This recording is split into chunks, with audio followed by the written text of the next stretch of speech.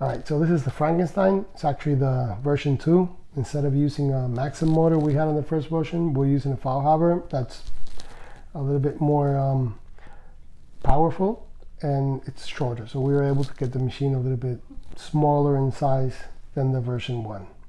For me, it's a very, very powerful color packer. Well, I can show you. The best thing of the machine is that it actually runs very strong at low speed. Right here I'm at 5.5 voltage, and you can see it has a long stroke, 4 millimeters, and the machine is basically unstoppable. Even if we go a little bit lower, we're like at 4.5, same thing. So with this machine you can pack color with a 7, a 9 Magnum, 14 round, 15 Magnum, whatever you want to throw in there, it'll pack it solid. It's unstoppable. Move the voltage higher and you can act, some people line with it. It's very, very strong. But for me, the best part of it, it's very strong at low speed. That's what you want to saturate color. Great for styles like, you know, Japanese or American traditional, where you want to push that thicker pigment in, and very solid.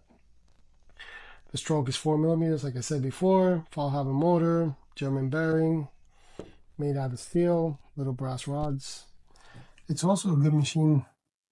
Like, let's say people are using coil machines. This is a rotary that they can pick up and use no problem. Very easy to go from that transition sometimes, or that, you know, to add that different tool to your work table. Same thing, this would help you to keep the rubber band against the shaft, so it doesn't snap. You're not getting that, you know, the shaft rubbing around the rubber band. That's it. Quiet, strong, unstoppable. Few years down the road using it, sometimes there's a little wear in the silicone hosing you have here. All you have to do is take the stroke wheel off, replace the silicone hosing, put it back on, and that's it.